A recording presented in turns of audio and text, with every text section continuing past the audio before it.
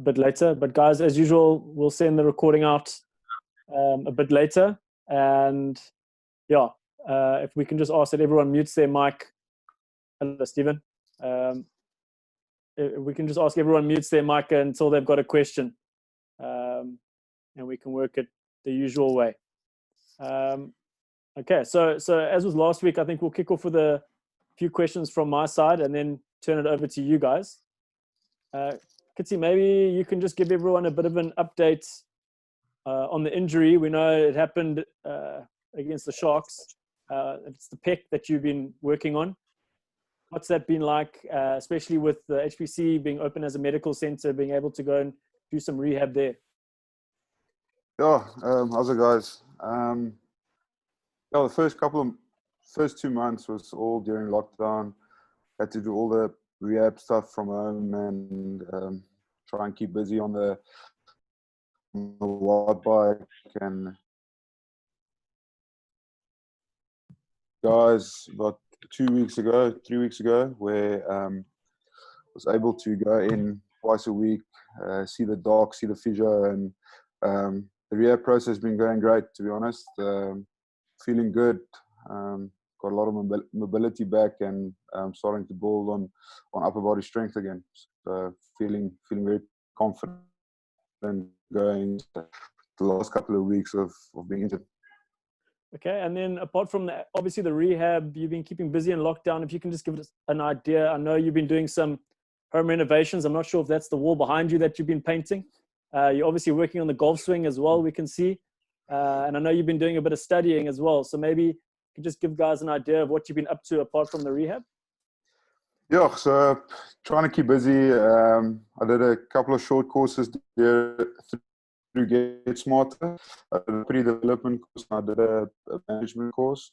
And yeah, I had a couple of things around the apartment I wanted to do, like paint this wall behind me. A couple of things in the laundry room and in the living room that needed to be fixed. So yeah, I've been trying to keep busy. Daily routine was rehab and just getting on the bike, do some cardio. Okay, and then another thing we've seen you being involved in is obviously, you know, the team's been heavily involved with the charity stuff with Pick and Pay and Feed the Nation. Last week I saw the video of you and the rest of the guys at the NOAA Center. Can you just give us an idea what that was like as an experience and being able to give a little bit back to people who really need it at this time? No, definitely. I think the whole of South Africa is going through a tough time, and people go days without food. So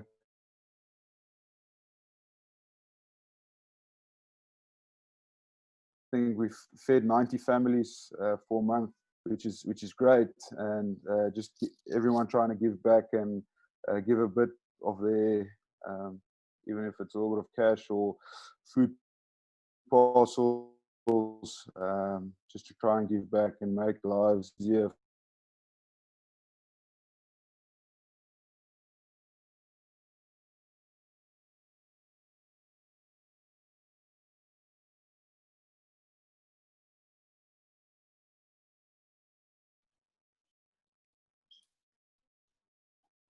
Are you there?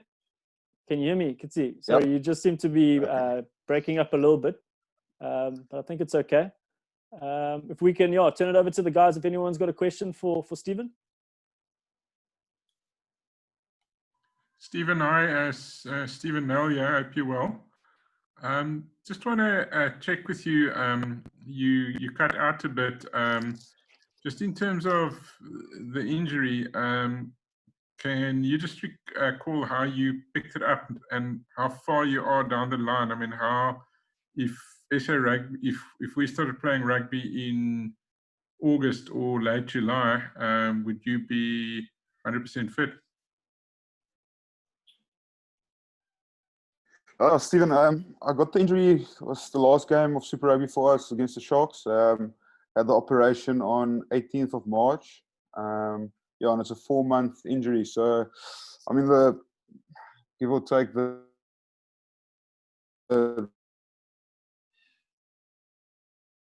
get match ready. So I've got another month or so left. But otherwise, it's feeling good. I don't have any issues, no pain. It's just trying to get the strength back and be able to take contact. Sorry, you just you cut out when you spoke about match readiness. Just the timeline. Yeah, it's just as I said, it's in the last couple of weeks of being injured. So hopefully, it's just all about getting the strength back and trying to be match ready when the season starts again. You must be quite jealous, given that the Kiwis and Aussies are much closer to playing than us. I mean, do you think it could give them a little bit of an advantage down the line if we play international rugby? No, definitely. It's something that's bad, and that's why we probably as a whole industry in South Africa, rugby industry, wants to get back on the field and start playing, even if it's behind closed doors. So definitely match fitness and game readiness when it comes to international season is going to play a massive role. If they've got 6-7 games behind them and we only start playing, it's gonna have a massive influence on how prepared we are going to the international season.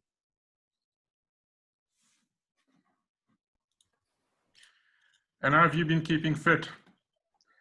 Well, I guess you haven't. You've been busy with rehab, but sorry. But yeah, just generally, I mean, have you guys as a group sort of what has the physical and mental focus been like? Has it been easy for you guys to stay motivated and to physical routines? Yeah, I think the guys went. The guys had a lot of work they had to do from home when it comes to conditioning and staying in good shape. Yeah, I think the guys will start getting back to the HPC from either next week or the following week. Depends on what the protocol is. But otherwise, for me personally, staying fit was just getting on the watt bike first couple of days when we had to stay indoors. And then as soon as we could start running, just hit the road and try and get some Ks in the legs. So yeah, hopefully we can start training as a team, so the guys can get ready. And if the season kicks back off, say in August, the guys are as ready as possible to start playing again. Steve, how Yuri, it's Lloyd here from Sport 24. Yuri spoke a couple of days ago about, if we do get this domestic tournament in August, there is a possibility that it could be hosted in one location to kind of minimize travel and keep everyone in this kind of bio bubble, sanitized environment. And he suggested that, Johannesburg was probably the front runner to do something like that. How much do you guys think about that as a team, and how different would it be for you guys to, effectively go through a whole tournament based in one city? Yeah, it's probably we'll have the same feeling as a tour. Like if you go to New Zealand, you're there for 4 weeks anyway. So probably have the same feeling being away from home for a month. Or probably, yeah, I think we need to be able to wrap our heads around it and something like that, because it's going to be part of the game. And if it's the only solution towards getting back on the field, then I'm all for it. And yeah, and it will get the guys back on the field, get the game back on the TV. Then just on that, on the certainty that will come with playing behind closed doors and in front of no crowds, what would that be like for you guys who are used to playing in front of passionate supporters? Yeah, it'll be a different experience. It's probably something you need to get used to. It'll feel like first couple of we feel like a training session, but I think it's something you have to get used to quite quickly and still be able to get your energy from your teammates, be able to be as focused as if there's 40,000 people in the stands, and still be passionate and give you all on the field.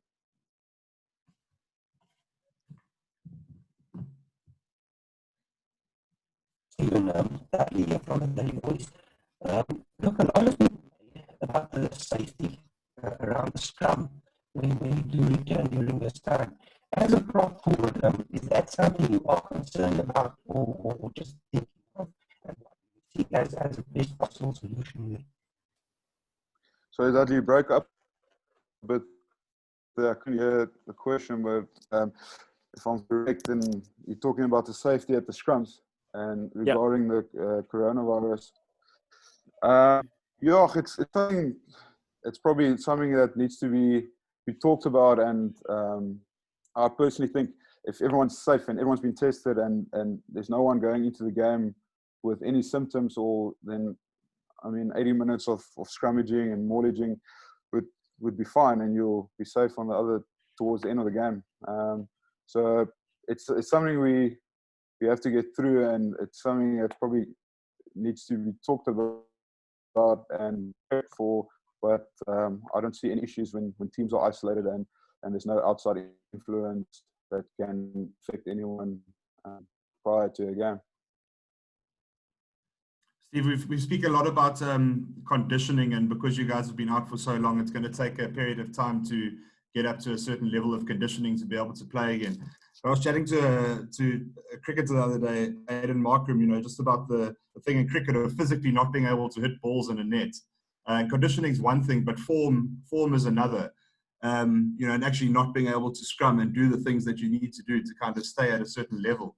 Is there a concern amongst the players that I think someone asked Damien Willemse a while back about kicking a goal, for example, just not being able to do that.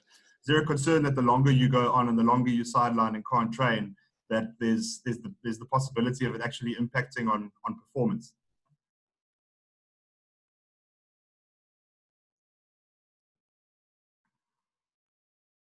Through the whole season, and every week you train scrummaging, you train line-out lifting, mauling, like tackle technique and all those things you work on weekly. So that's why I think if we can kick the season off, say,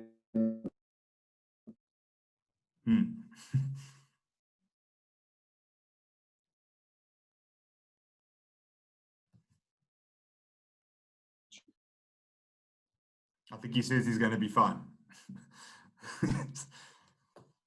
Let's just see when he comes back.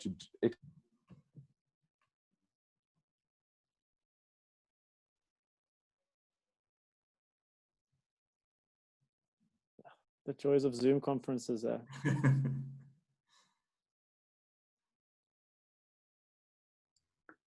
I think it's his connection. So maybe if he exits and rejoins, it might be better. Okay, it looks like. Kitsy, can you hear me? I can hear Kelly. Sorry, man. We missed out pretty much most of that answer. You just seem to freeze there. Do you mind trying to run through it again? Yeah, just scrummaging and like almost when you sideline for a couple of months, trying to get back into it. I think, yeah, if we're talking about kicking the season off back, getting it back up and running, say August or middle August, it's important for teams to get together and start training those things like tackle technique and scrummaging, line-out lifting, mauling, is those things we develop and build on during the whole season. So it's going to be very important for teams to be able to train those things a couple of weeks prior to the first as possible. How long do you think you'd need? Because obviously if training does resume now, it's still non-contact training. How long would a team need together of full contact training to be match ready? Yeah, I'm not 100% sure, but probably 4 weeks or so, just like getting your body ready and being able to take contact without getting injured. So it's gonna probably be a month of intense training. Like if you think of pre-season and going into a Super Rugby season, that whole January month is where you prep and do your contact training. So we'll need another 3-4 weeks like that to be able to get back to game fitness.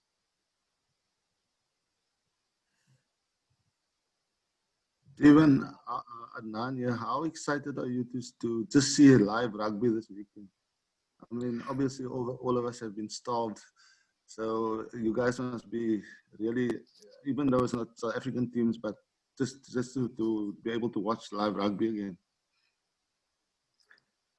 Yeah, I can't wait. I think being deprived and almost absence makes the heart grow fonder. It's like you miss the sport so much, and just be able to see it on TV again. Two teams going flat out at each other. I'm very excited, and it's going to be very interesting to see what it looks like after this whole pandemic situation we find ourselves in. I wonder if I can just from a Springbok perspective, Steve, just in terms of the, kind of world champions, and, would have been playing some rugby, I think, in the next few weeks, I think, with that incoming tour. Is there a concern that the national side loses any momentum over this period? I mean, given how high you guys were when you came back from Japan, it's almost like you want to play as much as possible now, every opportunity you can to capitalize on that standing in world rugby. And now, whenever you do get back, it could be near on a year has passed since you won in Japan. Just that the wind potentially getting knocked out of the Springbok sails a little bit. Yeah, it's going to be interesting. I'm not sure, to be honest, how to answer. Just thinking, being able to play Super Rugby in the beginning of the season, like the Stormers came off the bad running, and teams had a lot of momentum after the World Cup. And it's going to be interesting to see where teams are and how well they condition and how quickly they can adapt to this whole situation and get back to match fitness and be able to perform like we did. So it's going to be very interesting to see what the state is going to be as soon as the international season kicks off again. All right, guys. Adnan, you got a question about the Stormers, maybe?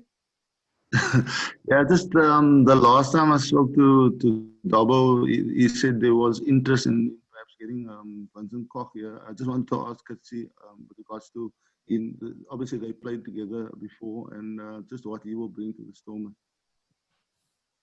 Yeah, I think Vince will, he's one of my best mates. I think he'll bring a lot of experience, especially playing in the Northern Hemisphere for a while and learning a lot from Saracens, and then having such an incredible season with the Boks. He just brings a lot of experience, great scrummager, and carries the ball well, massive work rate. So I think he'll bring a lot of experience and energy into our pack of forwards. Cool. All right, guys. But I will obviously let you know if we do sign Vincent Koch. All right. Thanks so much, Kitshoff, for your time today. I really appreciate it. Thanks, Steve. And thanks, guys, for joining. And I'll send that link as discussed. All right. Thanks, Mike. Thanks. Yeah. Bye-bye. Take care, guys.